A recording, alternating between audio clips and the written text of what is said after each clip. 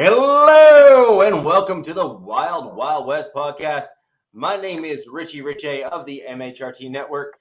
Over to my right is Alex Gibbons of Arrowhead Addict. You can catch his content, primarily written, actually exclusively written if I'm not mistaken, over at Arrowhead Addict. He has some great stuff. Like I said, great content. Some of the best stuff on that network and on that page. Directly below me here is Captain Jack of the Captain Jack Rackham YouTube channel, amongst other things. You can find him everywhere, including pretty much live on every Raiders broadcast, because it would not be complete without a pan in on the captain. Literally, I don't think you miss a broadcast. It's crazy. But you go ahead and catch his shows. He's got a bunch of them up there. Sick cat. We have come to a consensus of all. That hat's sick. There you go. Yeah. Right. Yeah, we are fans, despite the fact that it is of the wrong team. The other three hosts are actually a fan of Captain's hat. It's a solid one. I'm not going to lie. Yeah. So. Yep, drink it in. Yeah, it's pretty sweet. And then directly down below here, diagonally from me, is Coach Defense of the Lockdown Defense channel there on YouTube. Guys, we need to start getting Coach some more subs. We want him to get a tremendous amount of traffic through to his channel. We want more and more Chargers fans to go ahead and join Coach. So they also join us live as well. It would be fantastic. I did. Yeah. I did. Yeah. Cap, I don't know Cap if you heard. Came through last night. Cap came through last night, y'all. Y'all believe that? Jack was in the building. Avatar is in the building, and Captain Jack rolled through. So yeah, we had a good time last night. Yeah, and like I said, it's only because I forget that you're on, and I apologize. But I was on my computer doing something, and I saw you. Yeah. Coach, jump right in.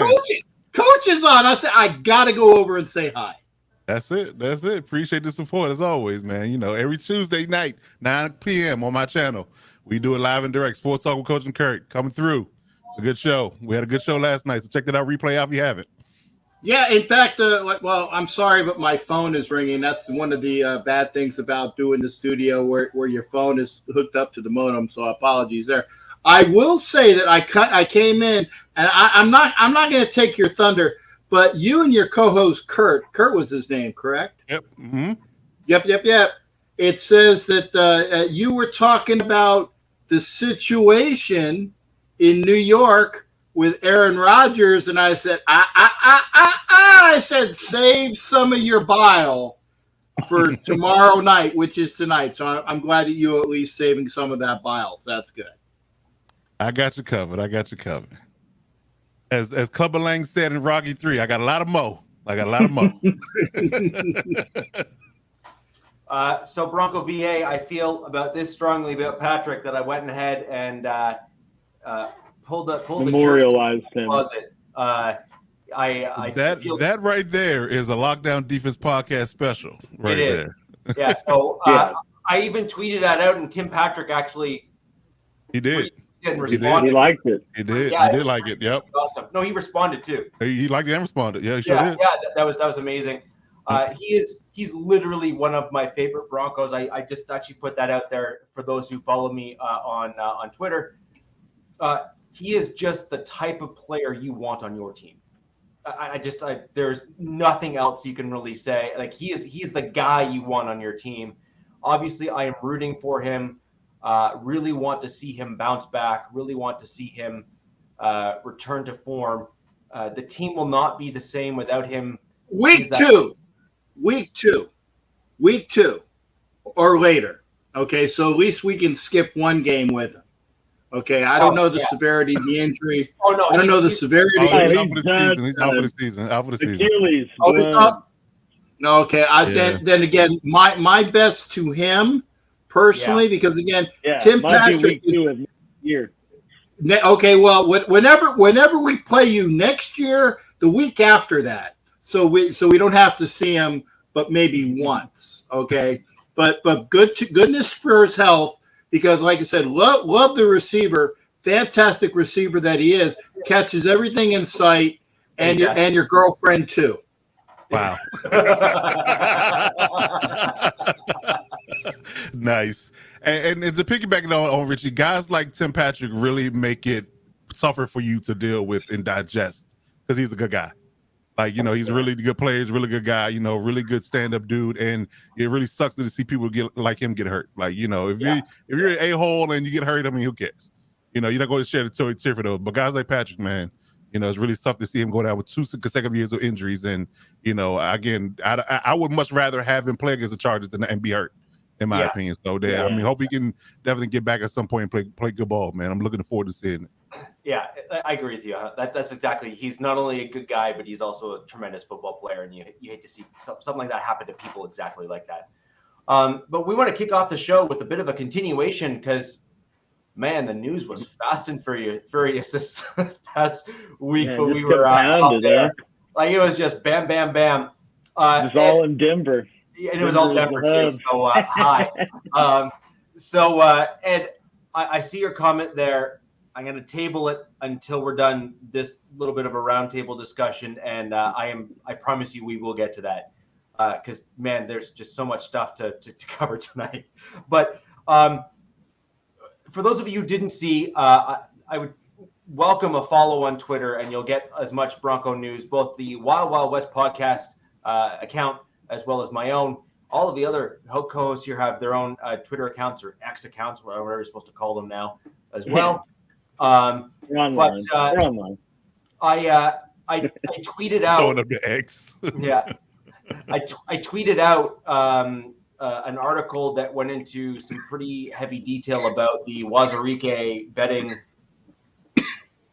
thing, I guess is a good way to describe it. And let's just say it's not looking good given the current information. No, it is not. No. Yeah. So right now on the table is prison time, man. He's gonna be in the slammer like MC Hammer.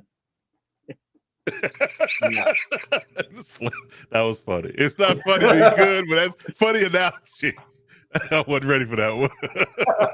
You like that? That was a good one. Yeah. I was just waiting to sprinkle it in. Yeah. There it Came is. early. Yeah. Christmas came early. Yeah. And so that was a really interesting one. And for those who don't know, there was a much broader case in which multiple players, including the the Iowa kicker, is it not? Yep. Yeah. Yeah. Who, I mean, if there ever was a case of why an integrity issue could arise from betting on your team and your sport, that Iowa kicker one pretty much is the poster child for it. I think Wazirike bet on the same game just for Iowa State, though. Yeah, he did. Yeah, he did. Yeah. There it is. We got Inception now, a little betting Inception. Yeah. That's what it sounds like. Within a bet. So Wazirike's betting within the sport and league that he was playing in did date back to college for Wazirike, and that was part of the reason why he was also wrapped up as part of this particular investigation. And then because it started going deeper, they started pulling back the curtain and found that he was also betting on the NFL. A combination of, I think, players and the investigators let the league know. And, I mean, he bet, wait for it, 32 times. 32 bets were placed on NFL games. 32. Not one. It's not like, I made him. Yeah. One for each team. I saw something that said he had 801 mobile bets on FanDuel. That's a problem. For over $22,000. That's a problem, buddy. You got to pick up another habit. Like that's pretty damn bad. That's pretty damn bad. And then FanDuel all day, give me right, that. Right. He's scratching like Pookie from New Jack City. He was probably betting on how long it would take for him to blow wad on the hooker in Vegas. That was doing him. The over-under, right? The over-under was 10 seconds, and he's like, "I got that beat, baby. I'll bet the under because She ain't never had no Wazirike, baby. That's it. Oh, that is funny. That is funny. They bet the over under over under 5 minutes. What you got, baby? No, 5 minutes, 5 seconds, baby. Oh, damn, 5 seconds? Yeah, she might not have ever had the Wazirike, but she was good. That's that rapid fire. Yeah. Yeah. Say no, baby. Man. Give me about 15 minutes. I'll just 15 minutes. I'll be back. As my Give guy me a Coach cigarette Kurt and a says, Red Bull. as my guy Coach Kurt says, 3 pumps and it counts. 3 pumps and it counts. I'm just saying. So, oh man, that's too funny. Yeah, I said that in the Kringleberry. The Hickory Kringleberry, that's what it's called. The Hickory Kringleberry, that's exactly what it's called. 3 pumps, it counts. It counts. Yeah. So, I mean, needless to say, what we're talking about here is big time. I don't know what the fuck we're talking about. I'm sorry. That's you're talking about pumping bets on hookers. Talking about pump. We're here for football, pumping, right? So, but it's a fun show. But family ratings removed from this one for sure. Oh yeah, the gloves off, baby. Yeah. Literally. Oh man. Wazirike is facing legit chances of jail time here. Like there is. Wow. He hid his identity. He bet on NFL games when he wasn't allowed or wasn't supposed to based on the league rules. He also did the same thing when he was in college as well. Just bang, bang, bang. You got a problem, dude. Yeah. That 800 number they give you in those betting commercials. Yeah. You need to call all of those. That. He needed that on speed dial. You really did. He's not even thinking good. He walked in with a fake mustache and thought he was going to be conspicuous. It wasn't me. It wasn't me. Baby, who you gonna believe? Me or your lying eyes? There you go. Right. So, I mean, I really think that this is one of those cases where, as a young rookie come into the league, you really should look to this and just, this is really that poster example of what not to do. And you hate to have that guy on your team. I'm also really, really interested to see what the Broncos intend to do. In other news, obviously we had some transactions that occurred that we'll discuss later on after this, but, we made some very hasty decisions when it came to other things this week, but, we still technically have the rights to Wazirike, and that is an interesting coming back. But that I found interesting, right? Is just, they made such quick decisions on other players, but they were not quick to make decisions on that, at least in the same way. So I was quite interested to see, how they differed on one player versus the other. You hate to see young guys make mistakes, but at the same time, this is actually more than a mistake. This was malicious intent, and not necessarily malicious in the sense that it's hurting anybody other than himself, but this was done with purpose. He intentionally tried to hide. He consciously disregarded it.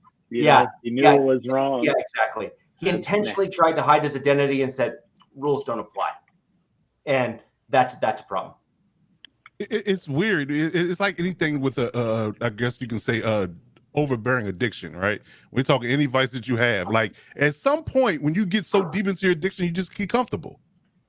You said it stems back to college and the number of bets he made, according to what Alex's numbers that he just gave, that's a problem. That's a serious full-on addiction. And like he is to the point where he got caught because he got comfortable. That's really what it is. Like I'm just so into it that I'm not even thinking rationally about how it can affect me outside of this. Like I'm just got to be in the moment. I got to bet this and bet that. I got to get back because it's the gambling fever. And they what they call it, gambling fever. That type of thing. Gambler's it, whatever. Yeah. Whatever they call it. Like he literally has it, and he is not. He's off the rail. He's completely off the wagon. The wagon fell over. He rolled down a hill, and he just kept rolling. It's Yeah. just bad. Well, and It's that's just what bad. I'd say. Like this, it all happened after Calvin Ridley too, so they were cracking down on it. Exactly. So that tells you it's even like- more so that I just can't put the bottle down, can't put the pipe down, can't put the blunt down, can't put the phone down, can't whatever your vice is. Because Just can't put it I down. think the other guys, I think for the most part, like the other players that have been suspended for betting, I think was more of like nuance of not knowing they can't bet on something on the team playing or something like that versus openly betting on NFL games. So I think that's why those ones were a little more investigated into, it seemed like, because those ones kind of just came out of nowhere, and it was like kind of discussing what to do with those players. But this one was, pretty swift. Yeah, Well, and it gets worse. It was swift, and there's clearly no, like, at first I was wondering if he was going to try to like dispute it.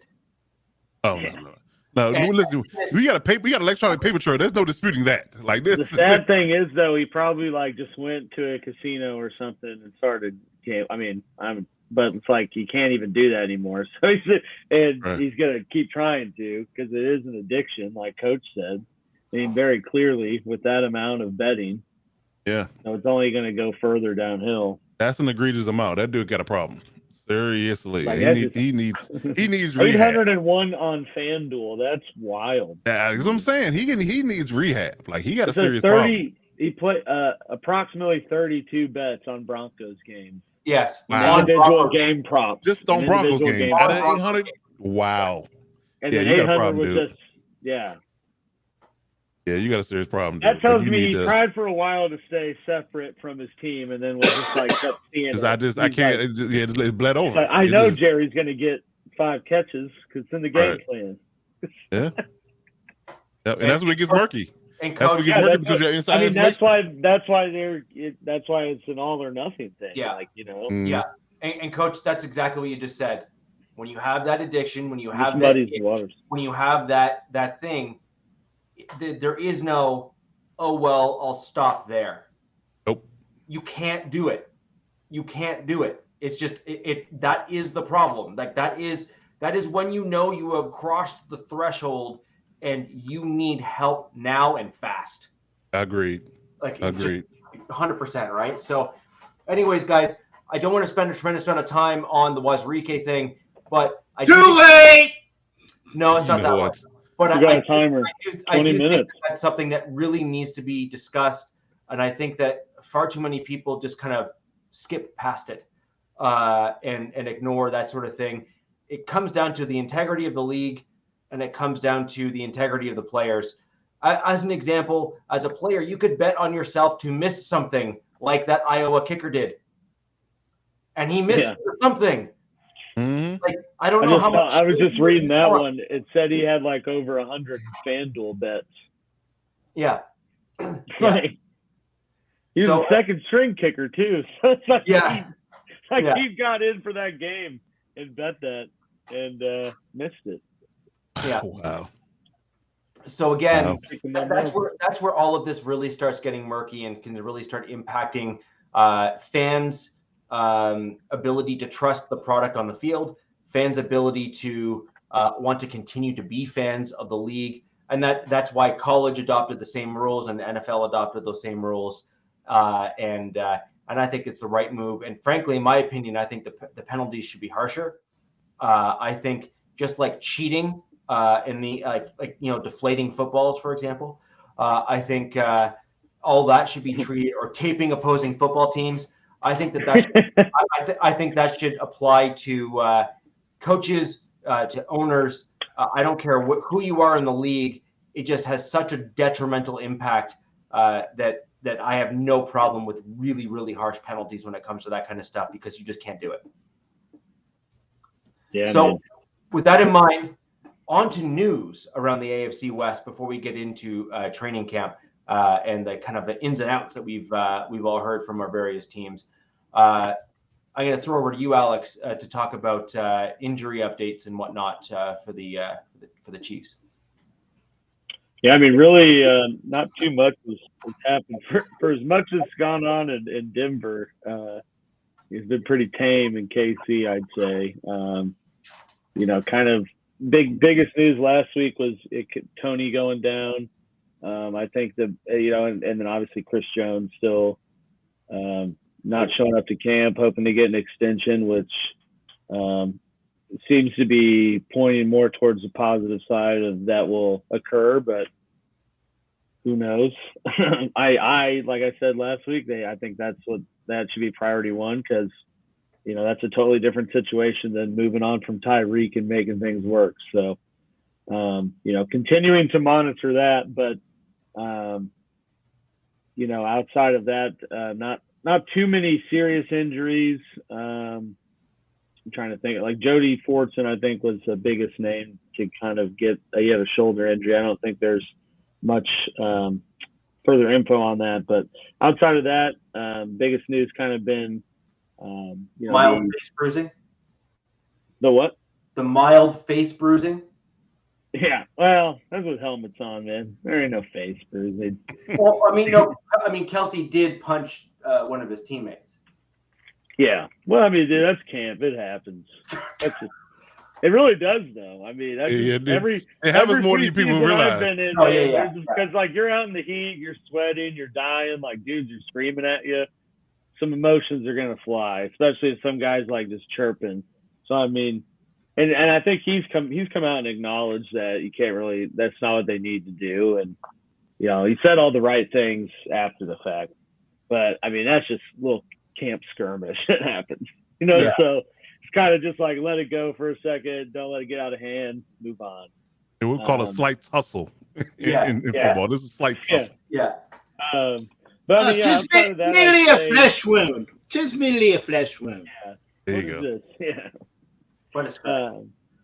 But biggest news is the Justin Ross hype train is just continuing to build, and I think that's kind of a glass half full positive of Tony getting hurt, is that players like him, are kind of, he's in a red shirt year he didn't do anything last year due to injury.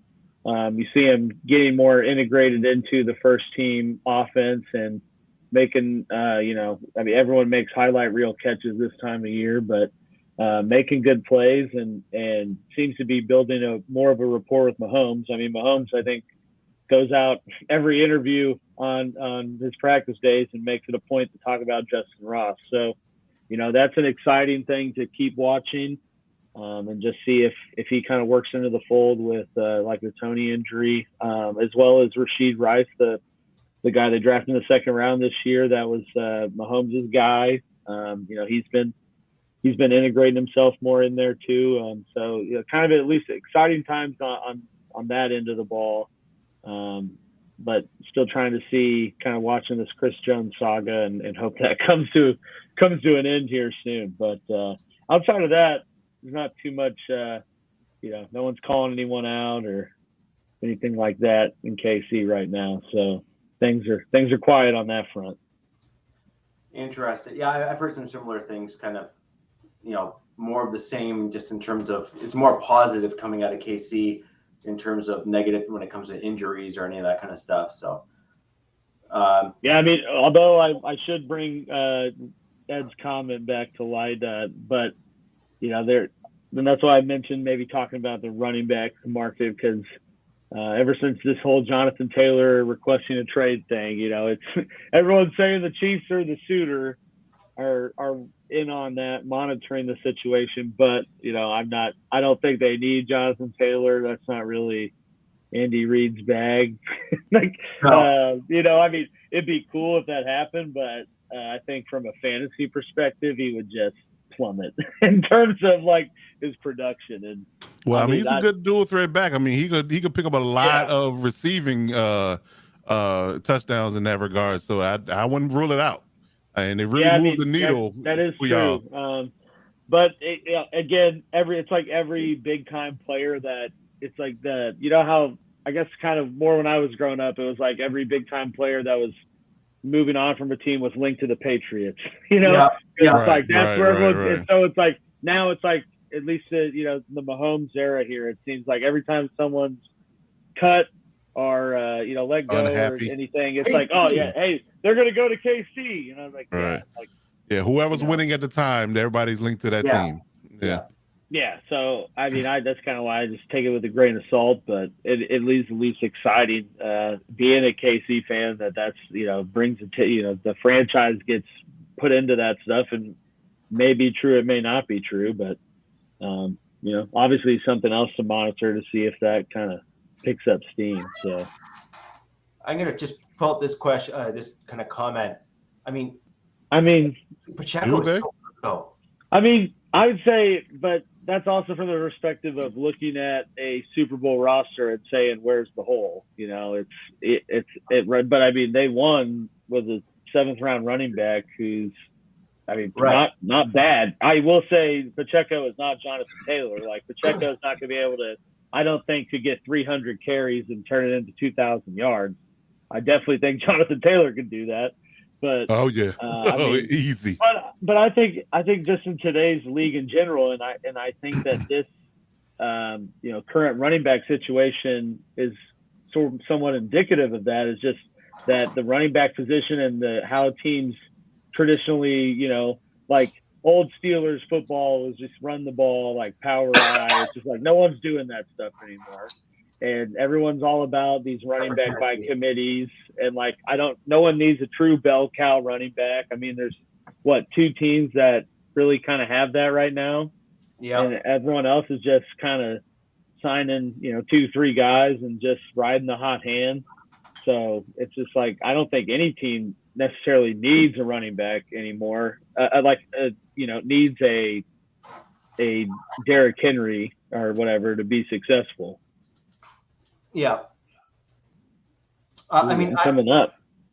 I actually think that Reed, if he was looking for any type of running back, would be looking for. I think it would be a Jonathan Taylor-esque.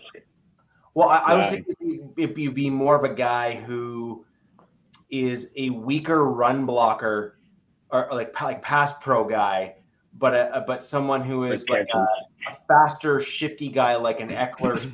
Like an Eckler type.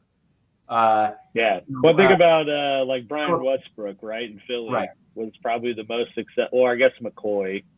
Yeah. But I mean, those 2 guys are the 2 most successful running backs he's ever had. But Westbrook was definitely your gadget. He wasn't like a running back. No. He wasn't Jerome Bettis or something. But that's just always kind of been the back. Yeah, I mean that'd be the other thing is though they got 4 running backs right now, and so it's like they got Clyde Edwards-Helaire still there. They haven't done anything with him. I kind of think they're waiting for a team to have like an injury or something. Yeah, I mean that's probably the best time to do it because I don't think is there a deadline on like when to do their option. Oh, they would have already passed. Oh, yeah, they did. That was in May. That was in May. So, but that's probably what they're waiting for at this point. They brought McKinnon back. They got that rookie out of Tulsa who, at least at this stage of training camp, is getting pretty hyped up. Got Pacheco.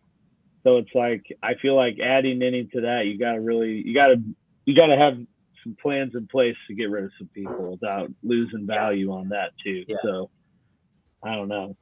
I do see them maybe adding to that, but obviously, point 1, Chris Jones, got to be back. Otherwise, nothing else happens until that gets done.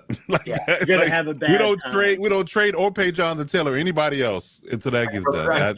Until the Jones is back in the building, basically. There you go. Yeah. So, Coach, over to you. Same kind of general comment. We'll cover camp as well, I guess, a little bit, since Alex kind of jumped in a little bit on that front as well for the Chargers.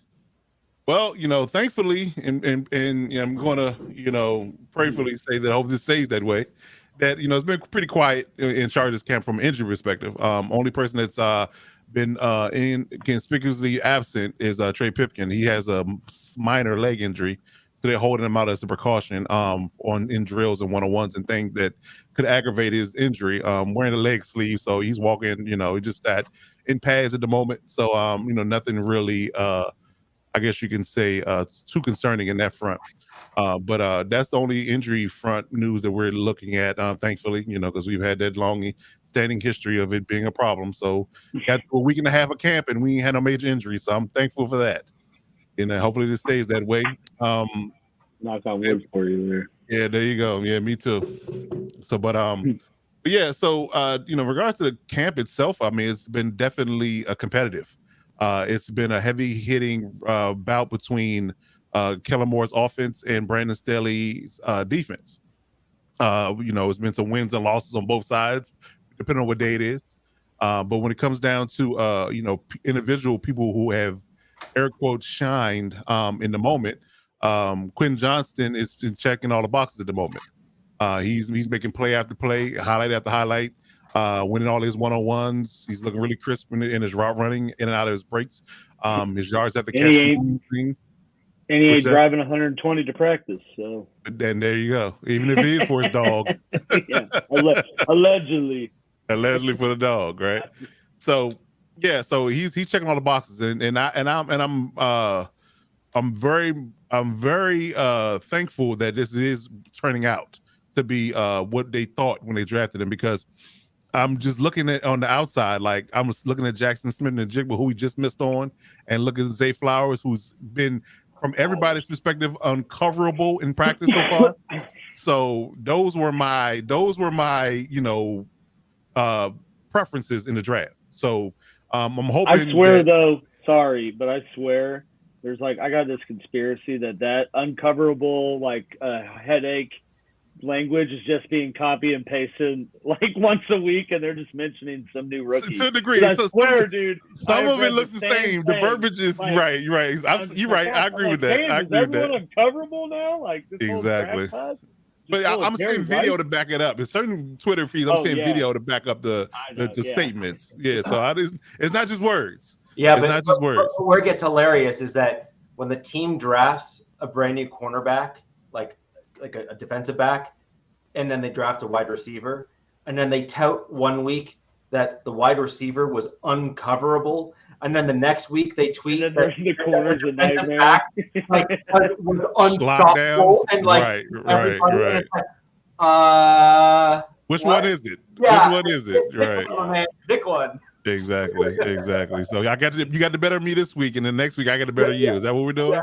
Yeah. So but again, looking at it from one-on-ones in practice and 11-on-11 drills and things of that nature, he's looked apart like a first-round wide receiver so far. So pray for help, pray for his production, and pray that he is that dominant come the regular season. But what I also like in this particular facet is that Josh Palmer is also looking good. He's the former number 3 receiver. I call it former because again, he wasn't a first round pick, but he's applying a lot of pressure to Johnson. So he has to keep the production up, because Palmer is definitely taking an ascension level step when it comes down to his production in camp. So if that can translate to the field, that's a good problem to have. Even ESPN was saying, because I saw the don't tell nobody, but I actually had ESPN on for a little bit today at work. Not that you was on the ESPN, but it was on the high side computer, so I'm just saying.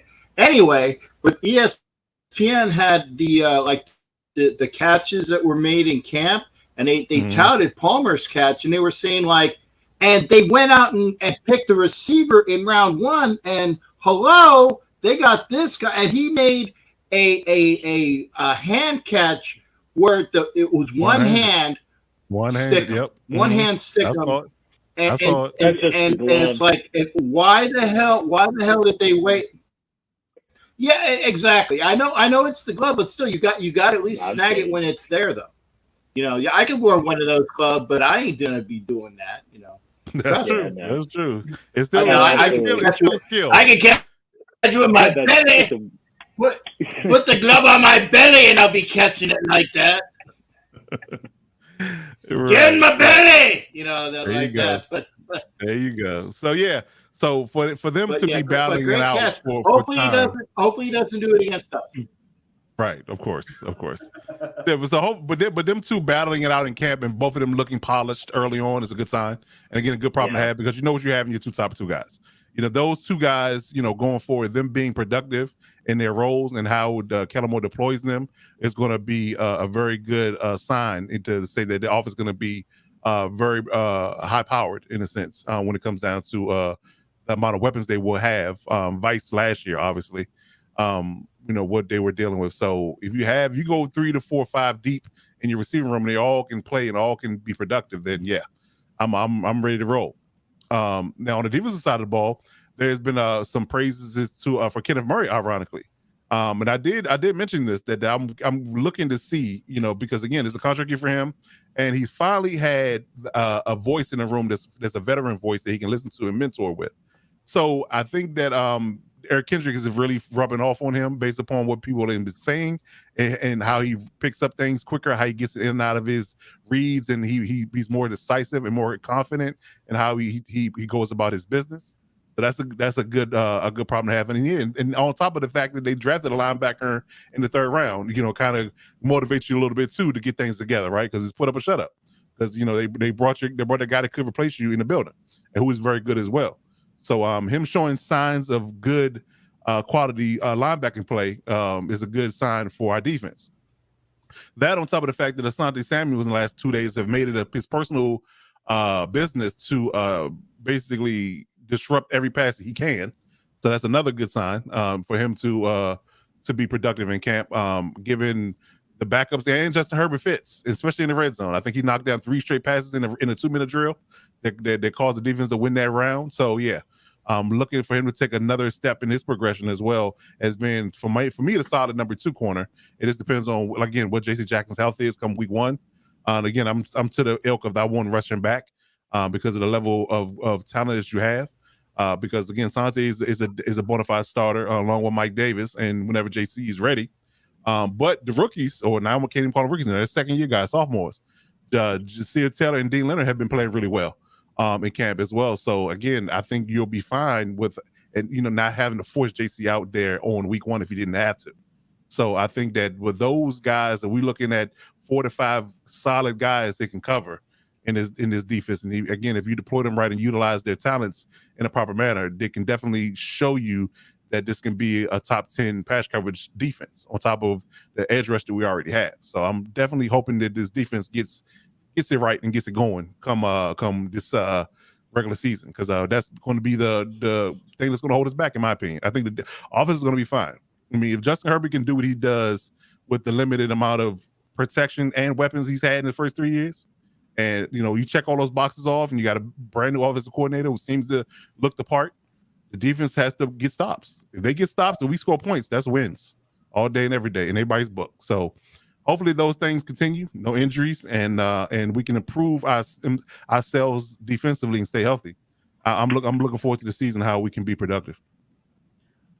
Yeah, I mean, you guys have a lot of pieces already in place, and I still maintain from our previous shows, for those who haven't seen them, I recommend going back and watching those ones. We kind of broke down offensive line kind of rankings within each of our divisions, and I still maintain that I still believe that the Chargers are among the top, if not the top, within the division when it comes to the offensive line, which will in turn likely help your run game, and more importantly help your newly minted quarterback with his Brinks truck and a half of a contract get the ball to the wide receivers. And as long as you guys can turn the page on your injuries, I really do think that you guys can be incredibly dangerous, not just in the division, but also in the AFC and perhaps even deeper. Yeah, it gotta be, because the AFC is not a game. Like, if you had a choice between conferences, I would rather be in the NFC right now. NFC, like it's a gauntlet over here. For sure. It's a gauntlet. Oh, and the Jets already won it, so. Yeah. So they say. Yeah, so I don't know why anyone else is trying. Right. On that note, I'm going to delve right into my Denver Broncos, who have seemingly insisted upon thrusting themselves into the news pretty much every day this past week. So that got interesting real quick. So I'm going to start off with the injuries. Obviously, we heard about Tim Patrick tearing his Achilles. That was a big one. I really had huge and high hopes for him this season, and I actually truly believe that he was probably going to shine on the field, perhaps even a little bit more than Cortland Sutton, in my honest opinion, because I think Patrick can do a little bit more. He has a little bit more versatility, a little bit more consistent, et cetera, et cetera. So I thought that was a huge hit, actually, to the Denver Broncos receiving core. And just a few weeks ago, we were talking about how the wide receiver room for Denver is so deep. And then all of a sudden, KJ Hamler, now done. He got diagnosed with pericarditis. Now, what is super interesting about pericarditis is it is also a side effect of the vaccine, the COVID-19 vaccine. And in younger guys, in particular males, there is a higher susceptibility rate to getting that after the COVID-19 vaccine, which I thought was really interesting because he's a younger, healthy, generally healthy guy. And it typically does go away on its own with minimal, it's a time thing. It's not necessarily a treatment thing. It's a time thing. Now, you can also get it as a result of, just normally getting it. But it is certainly more rare and is typically not brought on through just like normal things, particularly not in an athlete who is well trained and stuff as him. And the Broncos chose to cut him as a result of that diagnosis. Now that was obviously, in my opinion, they were looking for a reason at that point. In my opinion, he had so many injuries up to that point. He had not had a tremendous amount of production, and I think they were just looking for a reason to cut him. And there is a potential that they may bring him back later if maybe there's another injury or whatever the case may be. So that's my general. Actually, all the things that I saw was that. Go ahead.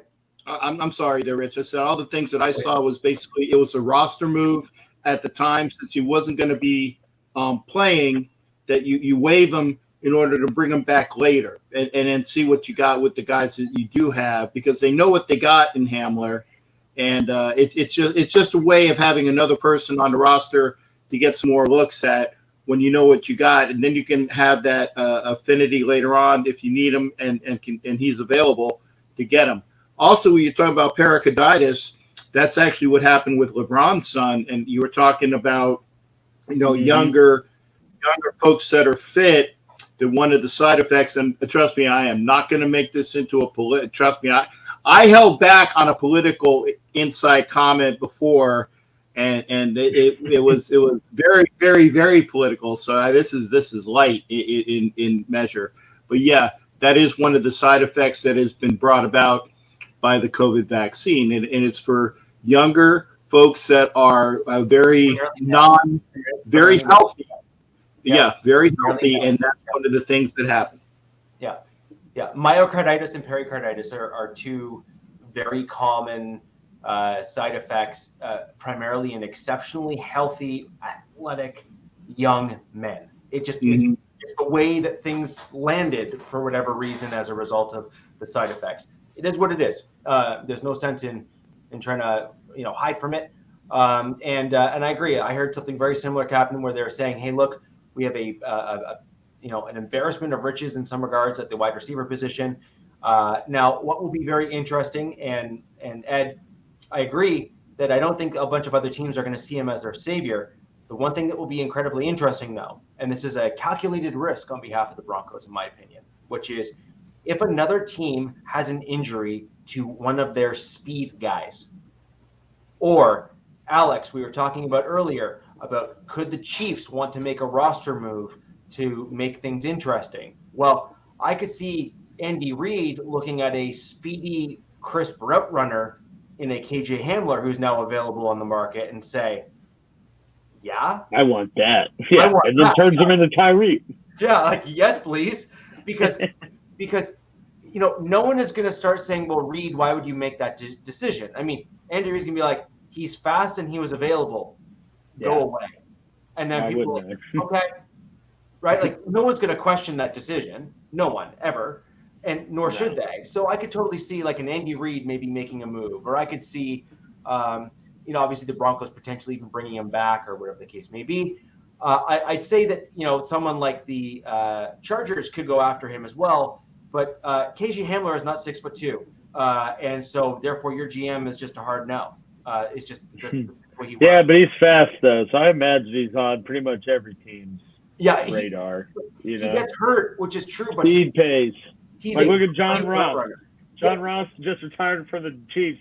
I think maybe had 2 catches in his whole damn career. Was on like 8 teams, 4-2.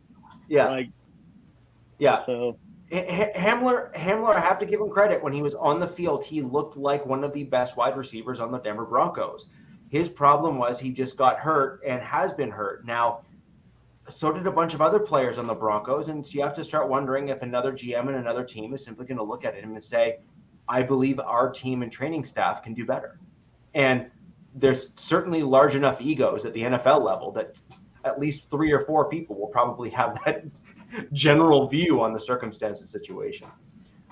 So anyways, that's my that's kind of the KJ Hamler, Tim Patrick scenario there as well. Delving in a little bit deeper into some of the other training camp stuff, Caden Stearns has been just the talk of the town in terms of his play on the defensive side of the ball. He is at the safety position. I've spoken about him before. In fact, he was my, person to look out for on the Denver Broncos. Clearly, he is not disappointing and wanting to truly prove me right on that. So I appreciate it, Caden. Thank you. But he's really showing out to be the guy that I thought he could be this year based on all the reports that are coming out. I actually just had a volley back and forth with one of the Broncos media folks that was kind of confirming kind of what I had already heard, and he and I kind of volleyed back and forth on Twitter or X, whatever it is. And Twitter X, whatever, who cares? Pythagoras. Yeah. So that was an interesting one. There's also been conflicting reports, but generally speaking, it seems that the general consensus is that Russ has had tremendous ups and downs at camp, where he's had some days where he's just looked sharp and then other days where it's just not looked great. Peyton has come out and basically dismissed that as they are installing the entirety of their offense, and there is a bunch of plays that they have installed that they ran that they would never run against the Denver Broncos type defense. Part of that I agree with, and I can. It also seems like over-explanation. Right, and that's kind of where I'm at with it as well. It's like, thou doth protest just a little too much. Like, if it was that, he would have. I was just going to do Shakespeare. I was just going to do that, man. It's like, he's got his analyst thinks hat he on. does protest too much. That's right. My cool reader analyst that. Yeah. Yeah. And Sean Payton still got his analyst hat on. Just staring too much. Yeah. We'll get into that one just a little bit later. But yes, I agree. And so that's an interesting one that came out of kind of the Broncos camp and some feedback and other things. On a positive note, though, Greg Dulcich has continued to wow at camp. Made quite a number of headlines, and a lot of people are saying that he's started to take some of those next steps that you would hope to have from a second-year tight end. For those of you who don't know, Dulcich was one of our higher draft picks last season.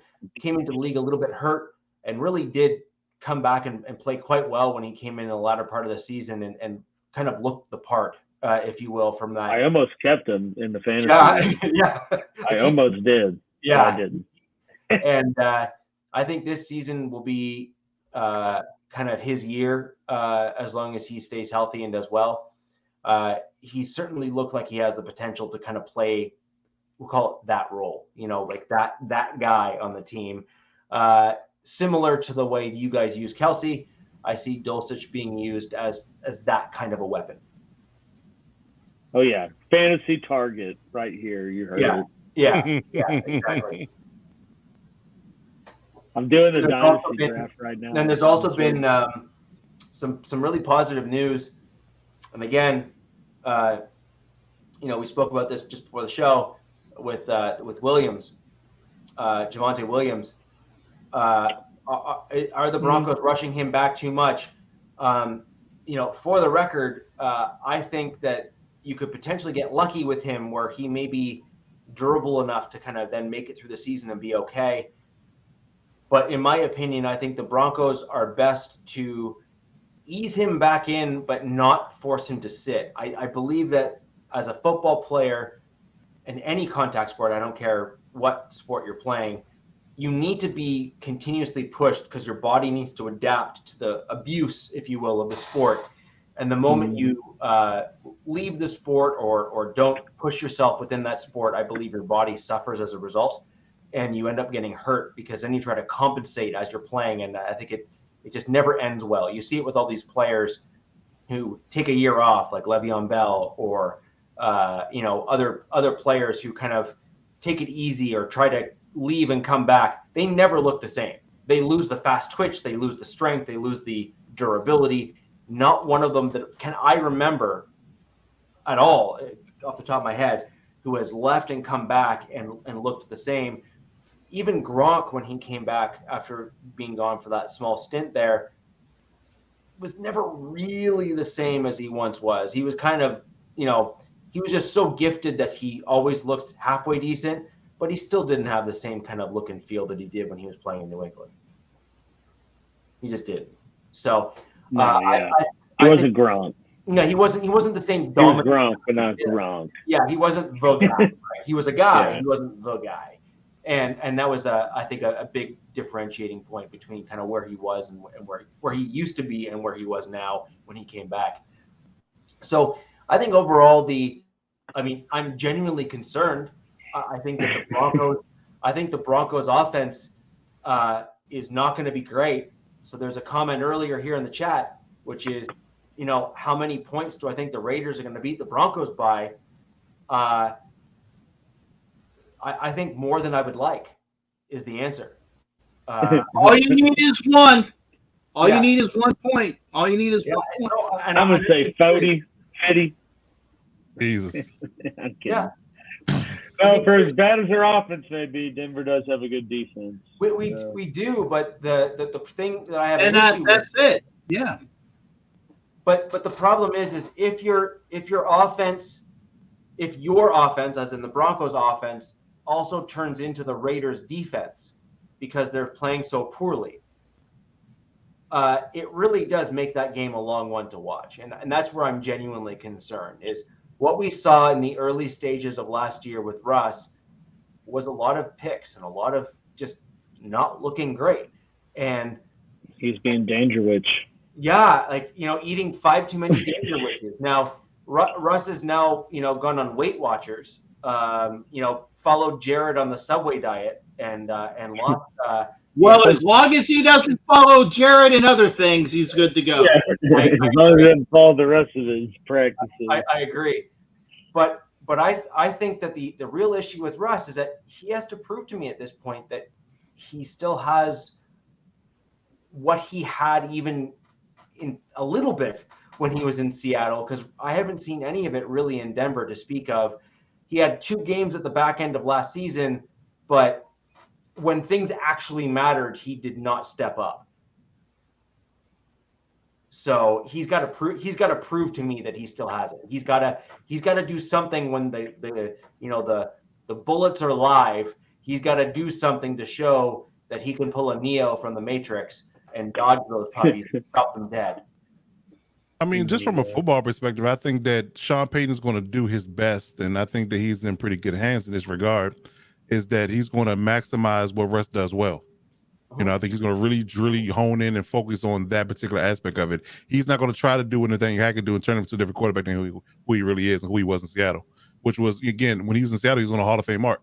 So I think that if he does get back to those principles, and I think that what I like about Sean and what separates good coaches from great coaches is the fact that coaches like him will pivot based upon his talent and his personnel. And he can pivot and he will, customize his offense and things of that nature to allow for Russ to be successful. So I don't think, honestly and truly, I wouldn't hedge my bet on their offense being really ridiculously bad. I really think it might be formidable if you sleep on their offense thinking it's not going to be great, or they're going to do one thing and they're going to give you another, then they're going to catch you off guard and they're going to put up points on you. And again, you still have, I mean, outside of losing Patrick and Hamler, you still have a solid receiving core. You see clearly Doges is shining. If Javonte comes back, to the point where he is even 75% of what he was before the injury, early on in the season, you're off and rolling, in my opinion. And what you need, and what I think Sean Payton understands, even if you do have a good defense, and this is purely from my coaching perspective, no matter how good your defense is, as if you on the field in an elongated period of time, they're going to wear down and they're going to give up points. Yep. You have to be balanced in a certain regard. You have to take the time of possession down. If it's completely utterly 70-30 in time of possession in favor of the other team, your defense is going to get hurt, injured, and they're going to ultimately not be as good as they were on paper when they came into the game. Yep, I agree. The issue that we saw last year was Russ missing what I would refer to as football basics. So, a standard crossing route midfield, he would either underthrow or overthrow a receiver. You would see him kind of just miss the standard stuff, like a deep pass that he used to nail 9 times out of 10 when he was in Seattle. Even some of them being the same routes that he was running when he was in Seattle were overthrown or underthrown or so misthrown that you wonder if he even knew what game he was playing. Right? Like, it was that bad. Like, it was that bad. It just was. I'm sorry. And so the ultimate kicker there is some of those things I can absolutely appreciate and understand could be on coaching, not being on the same page with the play calling, some stuff. That leads into what Sean Payton was ranting about, how they were so bad in pre-snap penalties and adjustments and things of that nature all throughout the season. So, again, you got to clean all that up, because that you don't want to be behind the chains at any point in given time we run a successful offense. So, dude, the stadium was counting the play clock for him. I know. I saw at that. A professional event. Yeah, I saw that. Middle school games, man. Yeah, it happened. It definitely happened. But that's the thing, right? Which is a lot of that's on not only the center but also on the quarterback. And a guy that's 10 years in the league, look, I will accept the fact that you might, miss a timing route with the wide receiver in the early stages of the year or whatever the case may be. Cool, fine, happens. Great. A snap count? You're a 10-year veteran in the league. Like, that should never happen. Like, Peyton Manning came into the Broncos, he never missed a snap count. In fact, the worst snap count that he missed was the first play in the Super Bowl against the Seahawks. Super Bowl. When it was bloody loud that he actually called the snap and he smacked the back of his center to say, snap the dang ball, and then he kicked it over his head. Right? But that wasn't a Peyton Manning problem. That was a noise problem within the stadium. Manning was still on point at that stage. That was not a Manning issue. Whereas we saw Russ with multiple snafus, if you will, major issues last year that were, I've seen rookie quarterbacks do better than that in the NFL level. And that says a lot. Again, but you have to also go back to his playing days in Seattle. It didn't happen in Seattle either. So it's a collaboration when it comes down to getting in and out of plays. Like, you got to call the play, and certain offenses they call 3 plays. Like, I give you the verbiage for 3 plays, and then you can check in and out of it based upon with your pre-snap in. But if I don't get the play call, I'm at the line of scrimmage until 10 seconds, I got a limited window to make my adjustments and get check out of a play because they've got a cold and things of that nature. So it's a lot that goes into it. It's not just about blundering, the O-line blundering, and the quarterback blundering. It's the coaches, OC, the head coach, the team in general. It just getting out of package, getting people on the field, switching personnel. It's a lot. So you have to factor all that in, So again, you have to clean all that up and get that tight before you start to figure out exactly what we're going to be good at. No, I think that like I said, I'm willing to be wrong on that front. I still maintain though, and I say this, and I even said this in our rankings, Coach. You remember I've been pretty consistent on this. I need to see it, and so until you can prove me otherwise, or show me that you can do something different, my gut is going to be, I'm looking at Herbert and saying he's a better quarterback. I'm looking at Mahomes and clearly saying he's a better quarterback. And I'm looking at Garoppolo right now and saying, I'm not so sure I wouldn't rather have Garoppolo over Wilson. Wow, I ain't definitely saying that. I'm definitely not saying that. No, but in short order, though. I mean, they're pretty comparable. I'd say. I would say, coach is getting some of that Kansas City smug that must have dripped down from the top to the bottom. The sprinkles about I'm gonna giggle my goony google ass off. Into that? No, I'm just saying I'm gonna giggle my goony google ass off if and when I will say if and when he beats your ass. Because he said, oh, well, I would never think about being beaten by Jimmy G string. I can't even think of that. I couldn't even harbor the thought. I thought we were talking about comparing Jimmy G and Russ. Right. We are. Right. Because if you're saying that he sucks so bad, and the minute that I said was he wasn't better than Russ. I didn't say. All I said, I don't think he's better than Russ. I didn't say he was the 32nd best quarterback in the league. I didn't say that. All I said was I would pick Russ over him. That would be my pick. I would say Russ is third and he's fourth in ranking. So my thing here is, I think you're worming, man. You're worming out of it. I am. Listen, right now, I would take Jimmy Garoppolo over, say, Nick Foles. Big wow. Yeah, boy, that's a stretch. I'll take Jimmy Garoppolo over Gardner Minshew. Oh, I give you one better. Baker Mayfield. I would take Jimmy Garoppolo over Baker Mayfield. Well, even I would. Okay, that's easy. I like easy as a quarterback. He's great. I would take Jimmy G over Mayfield, Stafford, Geno Smith. I would take him over Desmond Ridder. Maybe over Daniel Jones. That's my point. Daniel Jones. This is literally my point. Marcus, thank you for saying this. This was quite literally exactly what I was getting at. I am totally okay. What are we basing that off of? Just one year? Okay. Right. Look, until Russ can come back. Jimmy only played like 4 games last year. Fine, but he still played better than Russ did. He beat Russ, actually. He beat Russ. Head there.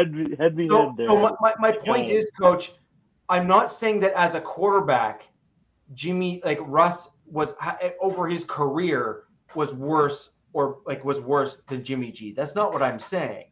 I'm saying that as of today. I like Cool Kev's comment. Cool Kev, the soccer mom disagree. Jimmy G over Rita Wilson. Zach Wilson. Yeah. Rita Wilson. Owen Wilson. Luke Wilson. Yeah. Mr. Wilson. Mr. Charlie Wilson. Howdy ho, neighborino. But in terms of that, my point is that Russell Wilson dropped so precipitously last year that Wilson, even that Wilson. There you go. So now, look, Russell Wilson did play better than a volleyball. So let's just. That's a push. Yeah, that's a push. That's a push. No, come on now. Wade Wilson. You're talking about Deadpool? Right. Which Wade Wilson we talking about here? Wade Wilson. I think he has passed. The former Cowboys, Raiders, old quarterback. I think he passed like a year or so ago. So, anyways, my point is about the Broncos and about all the things that are going on in camp. There are major hurdles that the Broncos need to get over, and they need to start showing out in order for me as a Broncos fan to feel okay in the fact that we have made the right changes and that we are progressing in the right direction. Now, there was a comment that was made here. Thank you for getting it. I was going to say, Devil made me do it, baby. Devil made me do it. Devil made me do it. If you don't know who I'm doing, look up Flip Wilson. I do know Flip Wilson. I know who that is. But so this is me throwing over you, Cap. So my point ultimately is that I think that Jimmy G at this stage here, given how he played last year and how Russ played last year in their respective systems, I think Jimmy G showed that he has he's perhaps better at this stage in his career. But Russell Wilson with Sean Payton, I think, has the ability to rejuvenate his career with better coaching and a much sounder offensive philosophy behind him.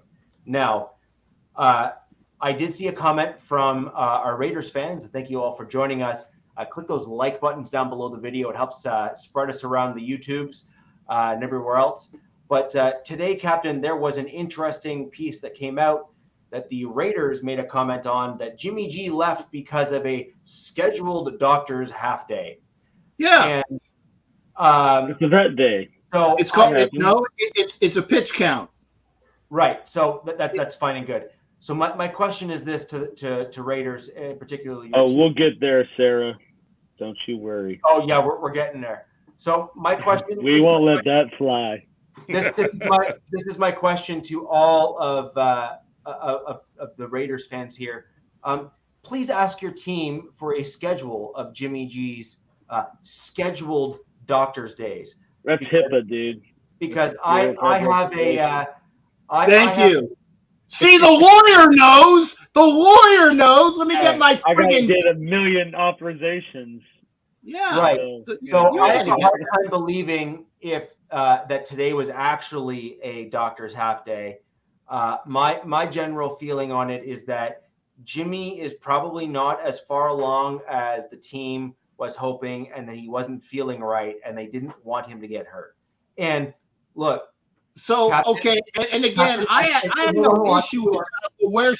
Where's your proof? That's just an inkling, or that's a conspiracy. No, that's a conspiracy theory. Okay, because again, who probably got that from Dove.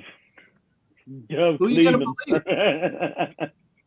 Okay, from what I read, I said he ran off the field. Well, if he ran off the field, then that's great, because at least he's putting pressure on that plantar fasciitis leg now, isn't he? Now, if he's hobbling off the field, or let's put it this way, if he leaves the field like this, then we got a problem. Okay? He just hurt his nose. Yeah, if he leaves the field like, oh my God, that's an issue. Or let's just say if there is a pain in his urination, that's a problem.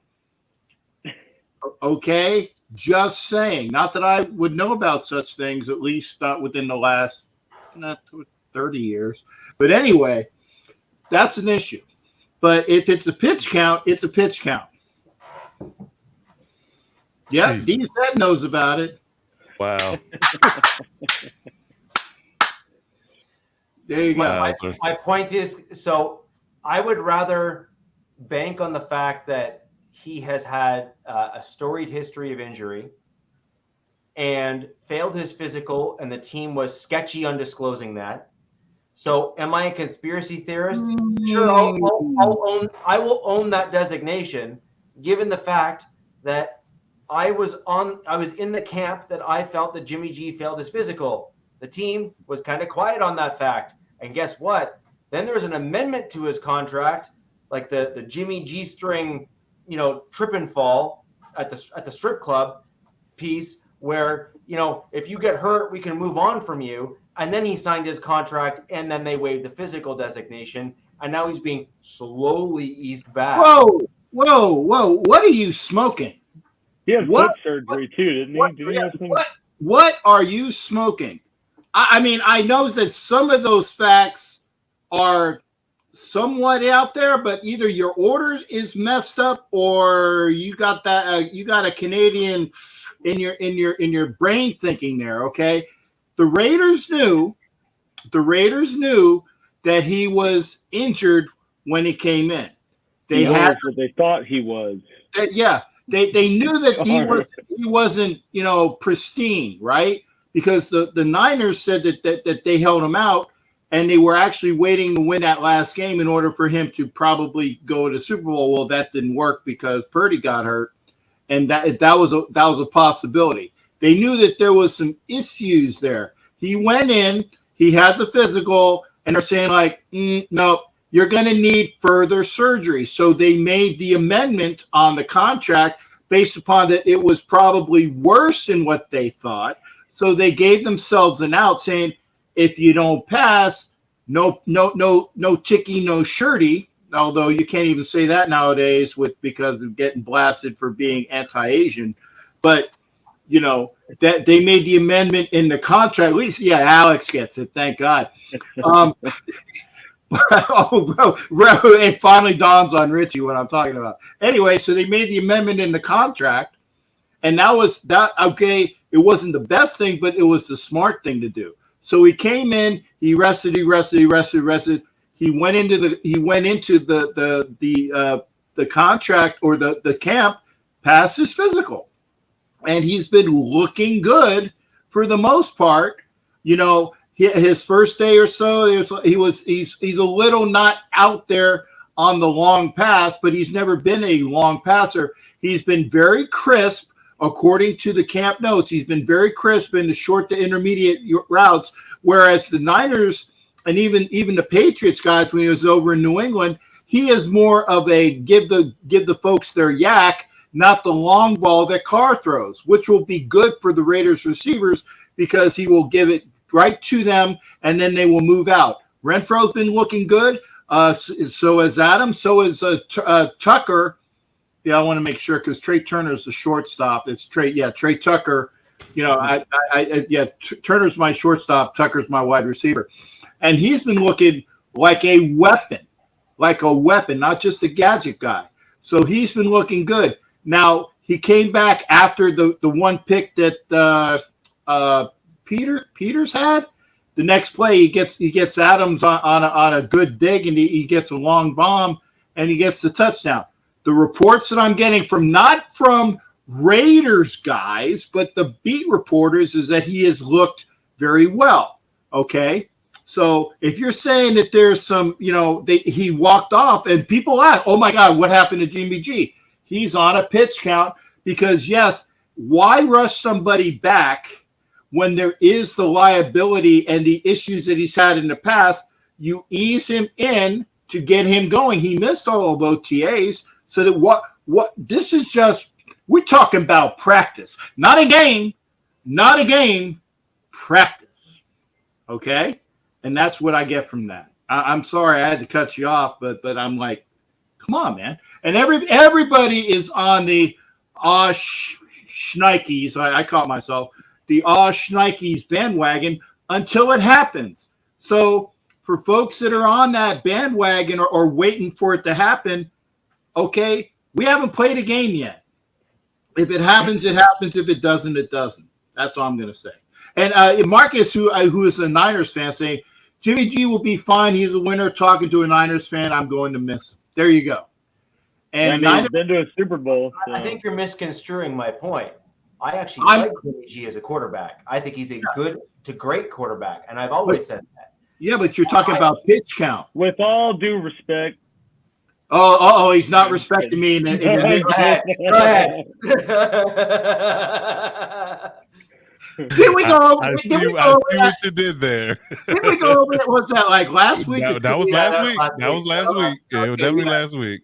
Yeah, because I said that, right? Yeah. And who did I blast? Who did I blasted somebody. Who? Probably put your finger. You. Okay. I was like, with all due respect, Alex. Yeah. Thank you. There you go. Go ahead. I knew I was. Oh, that's it. I think Jimmy G is a good quarterback for McDaniel's system. I just, everyone's saying that he just can't stay healthy. But I mean, when he's out there, he's effective. He's not going to win you a game with his arm, but he's not going to lose you a game. He's going to make the right choice and move the ball, and that's kind of what they need. So, I don't knock Jimmy G other than he can't stay healthy, but that's not necessarily in his control. So. Yeah, and I would lean on the side of he is a quarterback in a system, and I think he's a system quarterback. I think that he can't go anywhere and flourish and be successful. I think the systems he's been in, the Niners and the Patriots, to give those to give that background. were really good systems, and a lot of quarterbacks with decent to higher level talent can be really highly productive in those systems. Now, again, the question is, his health is a problem, and typically when you're off injured, early in your career, it doesn't typically get better, and that's the sense. And the Raiders O-line, the instability of that O-line gives me pause as well. I think that you need to have a fortress around this dude to keep him upright and keep the ball moving. But if you don't, on top of the fact that Josh Jacobs' status is in limbo, there's a lot of questions there. I got news on that. I got news on that when I'm allowed to continue. Go ahead. Okay, yeah. I'm gonna wrap up, and please tell me, because I was gonna ask you about that as well. Exactly where we're at in that regard. But yeah, I think that's the issue. I think him being a system guy, and again, he's not going to be a upper echelon quarterback. He's going to win your game by himself, but he's not going to lose it for you either. I think that's how you can look at it from Jimmy G's perspective, and what type of quarterback he really truly is. So I think that's the thing. He's not going to put the team on his back and say, "Hey, ride with me. We're going to get this over the hump." But let's ride. He's not Mr. Unlimited, but he's going to get you. He's not going to make a lot of mistakes that cost you games either. Yeah. Okay. And as far like other camp news, by the way, Raiders got rid of O.J. Howard. I think it was a mutual thing that Howard was. Man. Howard was from. He's a freak athlete. I'm surprised. Yeah, but he's never lived up to his potential. Okay. Yeah. and a nice guy. I got his autograph when the Bucks were over at the CENTCOM signing stuff. But great guy. But he was stuck on the depth chart, and Jesper Horsted passed him up. So when you get passed up by Jesper Horsted, who's getting bulkier and younger, and doesn't have the injury issues that Howard has, I think it was a mutual thing. You say younger? Yeah. Than Howard, because Howard's been in the league, bounced around the league. Yeah.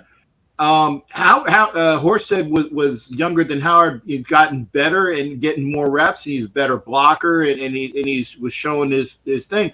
I think it was a mutual where Howard probably said, "Hey, do me a solid and cut me so I can catch on with somebody else." And I think they did that. And then they went out and got Hollister, who's an ex-Jags tight end, so they still got an H in the. Remember, it was like the Patriots guy. Yeah. Oh, Hollister's the Pats guy too. Okay. Well, there you go. There's the connection. So Hollister then he knows the system. So there you go.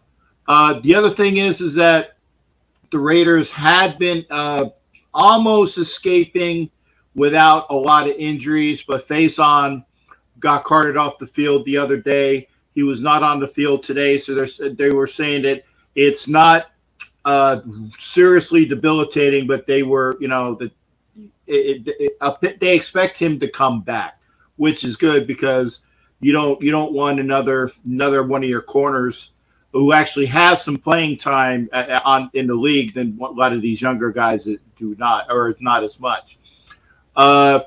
The offensive line is still not in shambles, but has been playing well. That's why I said that even Jimmy G was doing all that. Thanks, Carlos. Hit the like button for everybody. Hit the like button for everybody. Thank you there, Carlos.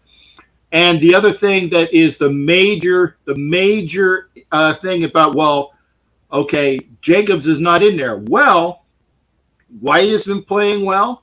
Sincere McCormick has been playing well. And actually, Amir Abdullah has been playing well. Walter's injured.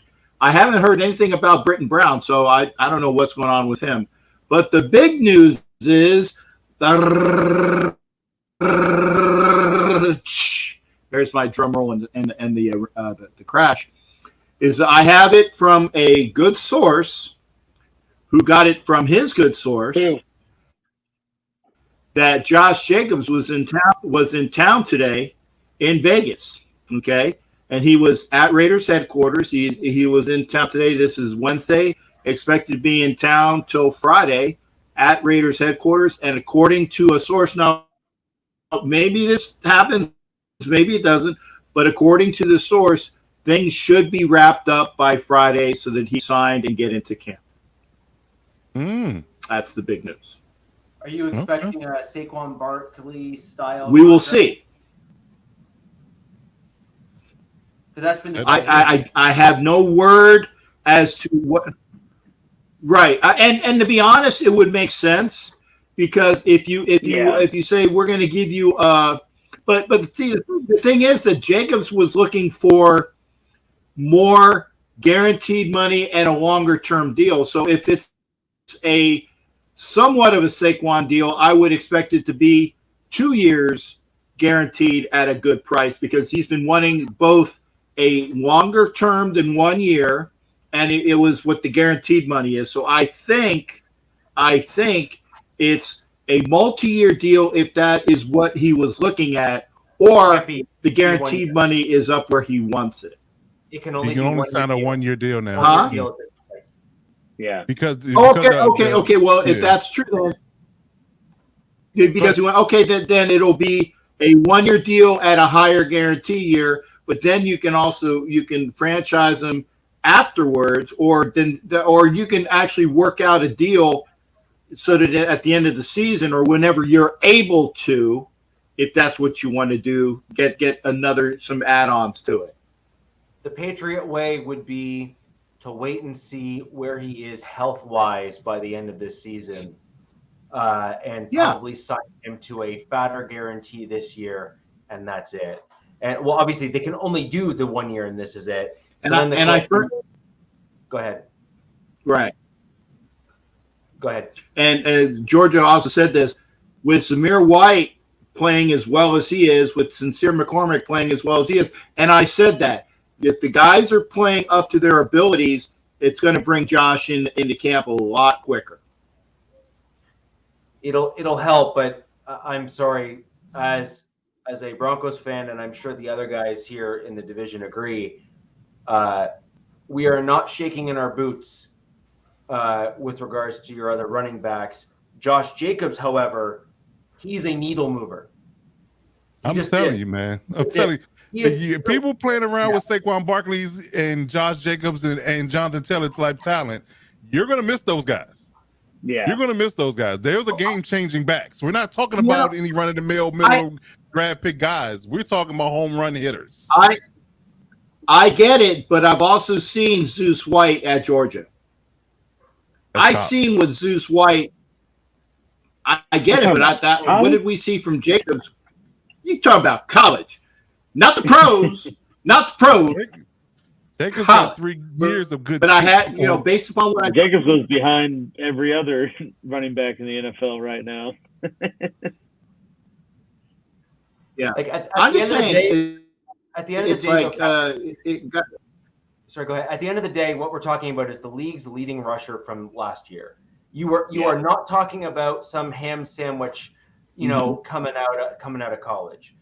And if you're going to point back to college and say who did well, who didn't, whatever. I mean, Todd Gurley did amazing in college. He had like 2 good years in the NFL and then sucked the rest of the time.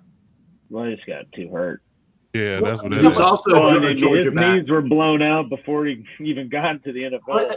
But that's my point, right? Is that he was hurt before he even got there. So you have Josh Jacobs, who has got 3-4 years of absolutely rock solid tape at the NFL level. He has been not just good, but exceptional as the years have gone on at the NFL level. And arguably, he's actually gotten better as time has gone on. Ain't no argument. He has. Which is rare for running backs. Normally, they peak and then they start declining. Jacobs has 2 different scheme changes too. Right. That's a fact. So, I mean, I'm sorry. At some point, you got to just kind of give the dude credit. He's just that darn good. Like I said, you keep playing. If you want to be anything in the realm of a competitive, you need to shine Josh. That's a showstopper for me. It's just like Austin Eckler for us, just like Chris Jones for the Chiefs. It's just like say Jerry Jeudy or Russell Wilson for the Broncos. Those guys are needle movers.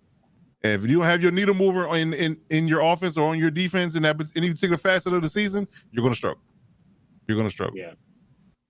How much do you think is he coming back because of Saquon though, and like the situation with Taylor? Because it's like Saquon didn't hold strong, right, and ultimately got a little bit more money, and like not much. but a little bit. Whereas Taylor's the opposite end, fighting nail and tooth here to get some kind of movement, and it's like he might get put on the PUP list and not get his money because of a back injury. So it's like, do you think that fabrication? Yeah. But do you think how like both ends have played out? He's kind of like, just easier to go back and like not try to forge a new path here for running backs. Who, Taylor or Jacobs? Jacobs. Oh, well, like if he is going back, Well, like, yeah, it's a different dynamic being on a franchise tag versus being on a contract. Because Taylor's still under his last year of his deal. That's different than it being a franchise tag that you don't Taylor's have to sign. Taylor's doing it early. Taylor's doing it because he knows next year they'll probably franchise tag him, right? So he's kind of taking he sees the writing on the wall. No question about that. He sees the writing on the wall. Yeah, but the reason why he's holding out is because of that fact, and the fact that he literally met with Jim Irsay on a 1-on-1, and he didn't like anything Jim had to say, and he requested a trade right then and there. Yeah, so that's a whole different ball game. But when it comes to Jacobs, like again, he's limited in what he can do this year, but again, he has to move the needle. Not to keep using that phrase, but need to move the needle because he get a little more incentive than Saquon got, and also get a no franchise tag next year clause. Like you put that in your contract to say they can't franchise tag me again. So either when we come back to the table again, it's either a long-term deal or I walk. So again, you just start adding on things again to the contract that allow the next man to get that baseline and then some. So I think that if you do that, I think he'll come back into the fold, in my opinion. Yeah. So we'll see, but I think that overall it's just you just have to. Hedge your bet. And I'm actually going to talk about this tomorrow on my 30-minute lockdown show about what some solutions can be in regards to what the running backs can do to help themselves get paid. Because I think nothing else should be a tiering system. I mean, you shouldn't be questioning whether or not you should pay Jonathan Taylor, Josh Jacobs, Austin Eckler, Javonte Williams, those guys, Saquon Barkley. You shouldn't be questioning that. Those guys are, again, they're needle movers. They're game changers. So, you had some trepidation about paying Miles Sanders, maybe. Reason why he left for the Eagles, right? Because he's not that same prototypical back that like Saquon is. Yeah, but I mean, he's not Josh. He's not. I mean, all three guys you mentioned have led the league. Maybe not Saquon, but have led the league in rushing. Right. Or they've just been the best player on their team in certain facets. Like, let's be honest. Maybe what year have you can say that Saquon was when he was healthy? He wasn't the best player on his team. You can't. None of them. He's none of them, exactly. So again, he's the best player on the team. So you pay your best player. You don't let him walk out the door. But then it's just it's just because all these other positions, every time someone gets paid, whether they're worthy of it or not, they're resetting the market. And so it's like, I feel like with offensive line and like running backs, those are like the two where teams you see the most of like devaluing positions, and more lowballing people. Because like Christian Kirk, right? Like, it kind of panned out this year for Christian Kirk. But when he got that contract, everyone was like, what the hell is this? Because he basically reset the receiver market and was the third wide receiver in Arizona for 2 years. Right. And so it's like you see those positions, like guys like that getting paid, but then you got the leading rusher from last year who's having to hold out in the hopes of getting 12.5 rather than 12. And not even resetting the market at that. Yeah, exactly. Not even resetting the market at that. It's just a carousel of things that goes on in the league, right? And back, 10 years ago, you were paying running backs first, things of that nature. Now the league, the premium and the sexy positions are this: quarterback, left tackle, edge rusher, wide receiver, and cornerback. Those are the ones that get paid. Those are the ones that get paid because based upon how the offenses are running, you gotta have solid rock stars at those positions, and when you get them, you don't let them walk. So you have to look at it from that perspective. But again, you shouldn't pay 3 and 4 receivers more so than your top 5 running back. Then that's where we get off the rails there. I think that's the problem. I think that instead of paying that second or third receiver $6, $7, $8 million a year, you bundle that up and pay your running back when he's a caliber of a Jonathan Taylor or Saquon Barkley. And his production has given you clear-cut examples of him being, a guy that can help your football team immensely. So you have to. I feel like you can replenish receivers way easier Absolutely. Finding, just with There's so many colleges there's way more receivers drafted. You got wide receivers drafted deep into the 7th round versus running backs, your premium running backs stopping at 4 to 5.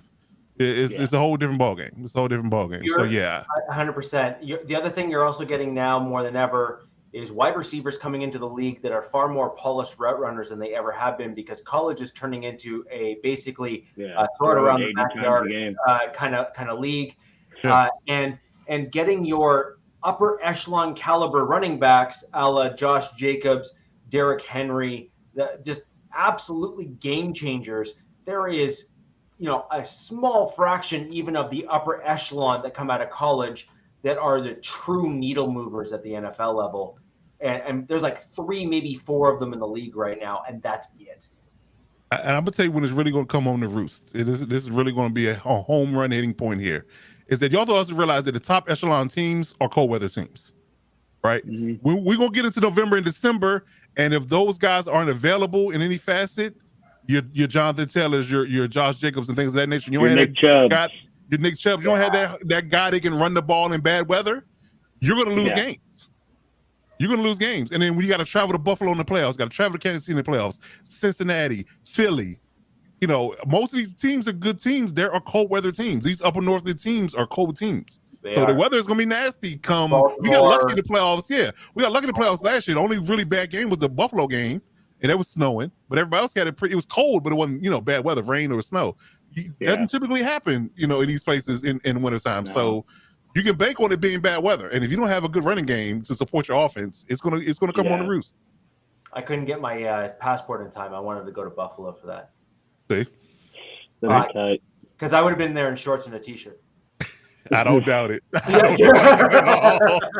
don't doubt it at all. I bet money on that one. I could pay out of Juan Enrique's book and bet money on that one. Yeah, right. Wasn't Fitzpatrick over and under on that one? Yeah, he was. Fitzpatrick was out there shirtless. You're right. He was. With chest hair and everything. I win that contest. Real question, though, Richie. Yeah, let's talk about it. Are we super flexing this Week 5 Denver Jets game to Sunday Night Football or what? Not over the Cowboys 49ers game. I don't think they're doing that. I don't know. So I truly think it depends on where this goes. So you want my honest opinion? It's, does this continue? And so, by all accounts, Sean Payton has taken the initial step to walk it back, which I think he didn't walk that shit back. He freaking grabbed it, turned around, and sprinted the other way. Well, actually, walking it back would entail like friggin' Michael Jackson doing a with a moonwalk. No. Peyton grabbed the baton, did a 180, and did the Usain Bolt, boom, back that way. I encourage you to actually re-listen to that press conference. Pay attention to the words. I'm with you. Pay attention to the words. I'm with you. He only said enough. Hold on. Captain, respect, you are wrong. Respectfully. With all due respect. With all due respect. Your opinion does not matter. With all due respect, Captain, you are wrong. I did it for dramatic effect. I did. I was being a little much, but my point was, and this was actually where I was intended, is that somebody came up to him and said, "Dude, you up." That was probably good. That was the Walmart guys. The Walmart guys got involved. They're like, "Look here, you got to walk that back a little bit." Just a slight back pedal. You're smoking weed on Twitter. I need you to clean it up a little bit, just a little bit. Go on, Rich. Roll it back a little bit. Roll it back a little bit, just a little bit. The rollbacks. I get it. I see what you did there. I see what you did there with the rollback. See. Yeah, I got it. Yeah. And we are the Walmart Broncos. And I think that's the only reason why he rolled it back a little bit, because I think he meant that stuff. I think he meant that. I think Penner came up to him and said, "You got to roll that back. And you got to do it now." Yeah. And he said, "But I meant it. I refuse to." He goes, "You at least have to make it look like you're rolling it back." Right. And Coach as you and I basically both were quite clear on, if you truly listen to the words, he says a bunch of things, but the way that it's framed, it was basically like, I have been told to come up and say the thing, but I don't mean the thing I just said. Right. Only thing he left out was sorry, not sorry. Yeah, exactly. Yeah. And sorry, not sorry. And of course, as Raider Zach has pointed out, and others have earlier in the comments. And by the way, appreciate you all joining us tonight. Thank you all for coming right to the end of the show here. But we're not done yet because we got a little bit to cover on this topic.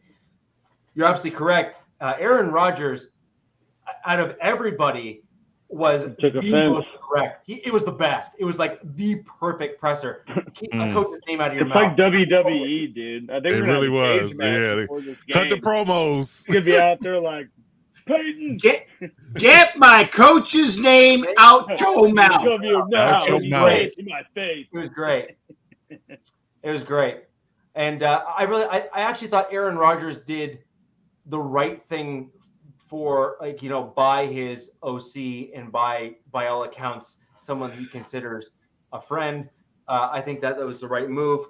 I am quite curious, though, as to if Hackett and Rodgers are so tight, why would he not have then subsequently come to Denver following Hackett as the head coach to elevate his friend? To me, that doesn't make any sense, because you'd think. Well, that wasn't his choice. He was on a contract. He didn't have a choice in that. They had to trade him. I have a hard time believing Green Bay would not have accepted the offer that the Broncos had on the table for Russell Wilson, because basically the Broncos gave more than what the Packers got for Rodgers. So but he's younger quarterback too, though. Younger. Sure, sure. No, Wilson's younger, but at the same time, I have a hard time believing the Broncos wouldn't have put something similar on the table for Aaron Rodgers. I mean, it's Aaron Rodgers. Like, Aaron Rodgers he would never know. John Elway. He's basically John Elway with a better back. But you also got to realize at the time when this was going on, Rodgers was flirting with retirement for like the last 2 years. So why would I invest that level of capital in a guy that may not be here in a year? I agree. It's hard. It's a hard sell. It's a hard sell. I agree, but I mean, Colorado has such a tremendous amount of drugs that you think that he'd go on his little journey. Yeah, I got psychedelics. Yeah, you like psychedelics. You don't like the good. You don't like the wacky stuff. He like the psychedelics. Yeah. But you know what? He had also dumped Shailene Woodley at that time and said, "Why am I going over there to Colorado and I'm not even with that skanky bitch anymore?" That's probably another thing they got into. Oh, okay. Well, that's right. That's well, and that was her. That like she actually has a permanent residence in Colorado. Yeah, that kind of stuff. So that's probably, in fairness, probably something. Probably a component of it. Yeah. Yeah, probably played into it. But either way. But that would make me not press the issue. Yeah, exactly. I'd be like, I think I'm good. Okay. Yeah, we're good. I'm good. Yeah. But at the end of the day, I actually think when you listen to Peyton's original comments, I think he aired a little bit too much from what were likely private conversations that took place throughout the process. I think it was rather clear that the upper management within the Broncos were quite literally embarrassed with the product that was on the field last year, as they should have been. Mm-hmm. Okay, as they should have been, right? Like, let's be honest. Like, you look like trash. And it was a straight dumpster fire. Yeah, it was brutal. It was absolutely brutal. Actually, it would have had to improve to be a straight dumpster. Yeah, exactly. No, I agree 100%. And my actually biggest concern right now is I don't believe we have done enough. And I think that is part of the reason why Peyton has come at the team from both sides. He made the comment about Hackett and how everything was not good. And then I think he's made some other comments about the fact that certain things haven't gone the way that he expected in practice and other things. Yeah. And I actually think that part of that is because he has made comments. He's made comments, I think, throughout the process to upper management that he expects and needs things to be done a certain way if they want to win. And I don't believe they have gone all the way. I believe they have gone part of the way and said, "Come on, like." We can go to the bargain bin and do things, right? And then he's like, No. We got to think maybe part of it, because can't they theoretically get out from Russ's contract after this year? No, With $70 million or something that's like not that. getting out. can. That's not No. getting out. No, they're locked in. They're no. locked in like That's five. a tax write-off. You put that. You just. They're put that locked so in far like the future. 5 years though, right? I think it's like 5 years. But I think it may be. I mean, obviously they had. You would think if they thought the process out more than last year, they obviously had a conversation with Peyton about, we got Russ, we got him all this money. How long do you need to fix him? Or because I mean, I'm sure Peyton was like. And do you know what his answer was? He had to have come in and been like, I'm not inheriting this team and you give me 2 years to turn it around. Like, I need 5, or whatever. No. Do you know what his answer was? None. He might not be fixable. Yeah. I don't think and he is. any normal and sane individual will give you that answer, because he can't tell you for sure if Russ was or was not the problem, because both sides recognize that the coaching issue was obviously an issue and needs to be fixed. There is no disputing that Sean Payton is not going to be the problem. And that's exactly why ownership brought in Sean Doesn't mean there won't be a problem. Right, doesn't mean there won't be a problem. But it's almost for sure that it's not a Sean Payton problem, right? Yeah. Because Sean Payton took a Drew Brees-less New Orleans Saints to consecutive winning records. Well, how long did it take the Saints to get relevant when he was there? 1 year. Oh. Same year. He took a 3-13 team to a winning record and flipped it 1 year. Didn't he start the year that Katrina happened? Wasn't that the same year? Yeah. Yeah, and I think they went. It was either that year or the year after they made the Super Bowl and won. It was a little later than that, I think. Was it? A couple years. It's either a year or two. It was not more. Yeah. Yeah, it wasn't long after They beat Katrina. the Colts. They beat Manning. Yeah. So onside kick. Tracy Porter. Yep. Mm. But the point is that no one is going to be looking at Sean Payton and say, I'm not sure if you can do it. Yeah. They're looking at Sean Payton and say, you're good. Now what's wrong with the team? And I think that's going to be a fair comment. And frankly, Sean Payton has earned that respect across the league, given what he's done. And he's done so with Teddy Bridgewater, Taysom Hill, who's the other quarterback? Jameis Winston. Jameis Winston, yeah. Gonna eat a W. Yeah. Yeah. He didn't do anything with Jameis Winston, though. No, he had a winning record. Not with Jameis Winston. He did. Jameis didn't play a full year. But he had a winning record. And the point is that he did well. He basically put out a successful offense based on his principles and adjusted his offense to fit the quarterback that he had on the roster. And he showed that he's willing to adapt on a dime to But what I was trying to get at, though, is so that example, right? That was year 10 plus of his roster that he built. Yep. And what I was trying to get at with you saying you felt like they didn't do enough is, do you think that there's this, they've got to be somewhat considering a way to get away out from Russ if this year is similar to last year's, right? So maybe that's the reason they're not doing much, because they're kind of just seeing how this simmers, how this boils up, and if it doesn't, they're out. You have to be willing to basically eat a tremendous amount of cap dollars. Yeah. 2025 is the earliest they can get out without major penalty. Yeah. And so basically what they're going to do is they're basically going to turn to Russ if he does not do well this season. And they're saying, here's the deal. We are going to publicly bench you. And I mean very publicly bench you.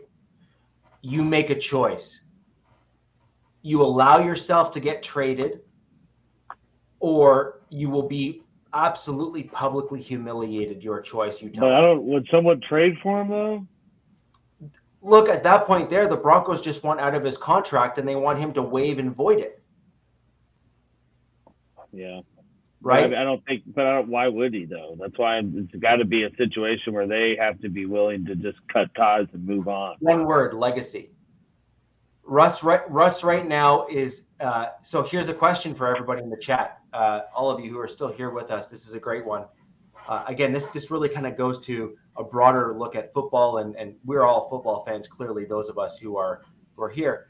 For Russell Wilson at this stage here, would it not be a fair comment to say that his legacy took a tremendous hit last season with the Denver Broncos? Are you kidding me? That's easy. Yeah. Like, would that not be a fair comment? Like, because my answer is yeah. Absolutely. Like for sure. I think the answer is duh. Right. And then on top of that, because we brought in arguably one of the best coaches remaining in the NFL in Sean Payton, if Russ does not come back this season and double at least the win total, I think his long-term prospects at a gold jacket are almost permanently hindered. Yeah. Well, I think the answer to your question will be answered at the end of the season. If he comes back to the level of play that he was in Seattle or any semblance of it, then you can say it was the coach, because it's still up in the air whether or not, you know, it's the whole Brady versus Belichick argument. Like, you have to wait and see who does better and who does worse, to who won a divorce, right? If Russ is better this year with Peyton and he was terrible with Hackett, they were going to blame Hackett for that. You know, so I think the answer to that question comes at the end of the season when he is either better or worse or the same. Then that'll tell you exactly whether or not he's cooked or he just had a terrible coach that was completely over his skis. I think that's really what it boiled down to, because there was a lot of dysfunction with that particular organization. It just wasn't Russ's quarterback play. Like, it was a lot of dysfunction.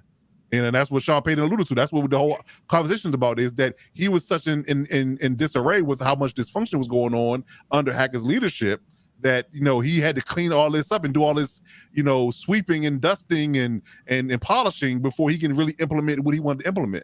You know, that kind of thing. So I think that it will really honestly truly be answered once we get through this season to see how well he plays.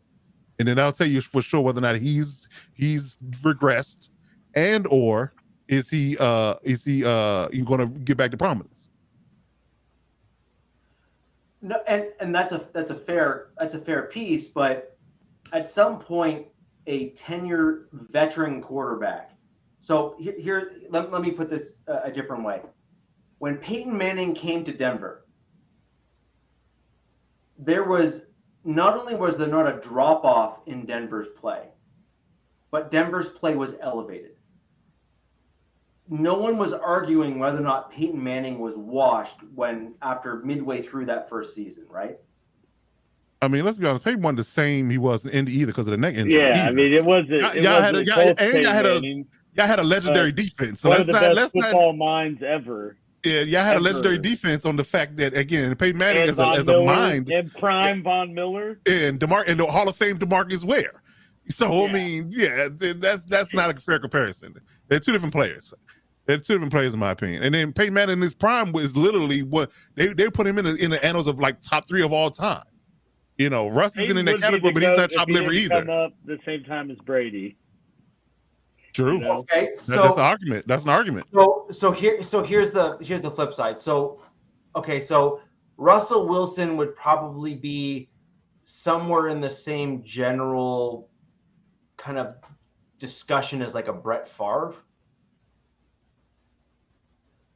Yeah, both won one Super Bowl. I think the only similarities is with the Peyton Manning move is the fact that he was a veteran and he won a Super Bowl. I mean, it stops there. And that's where it stops. Exactly. And that's where it stops. Right. There's no other, there's two different style of quarterbacks. It really truly is two different style of quarterbacks. But I'm basically looking at this from a general perspective of saying you have a veteran quarterback who ought to know better and ought to know how to play the game properly. When Brett Favre moved to the Vikings and to the Jets, he still had moments where you're like, oh, dude, he's still the same guy. He can read the field. He can do the things. He can do the stuff and so on and so forth. When Russ came to Denver, he looked like trash. No, like, and actually, that might be an insult to trash, right? Well, Like I'm sorry, he looked so bad, and I pointed out on film as I was analyzing the All-22 and even going through just basic like NFL broadcast film, where I would pause the screen and say, here's route 1, here's route 2, and here's route 3. And all 3 crossers were wide open, and he still screwed it up. yeah. I'm sorry, that is awful. And like, I mean, like Gardner Minshew, Nick Foles, either one of those other tier 5, 6, and 7 quarterbacks make most of those throws, and Russell Wilson messed it up. Basically, my comment was someone needs to give Russell Wilson a phone book or 3 to stand on, and maybe then he'll be able to see the field because he's so bloody short. I don't know. I give a man some grace if in 11 seasons you made 9 Pro Bowls, an All-Pro, a Super Bowl win.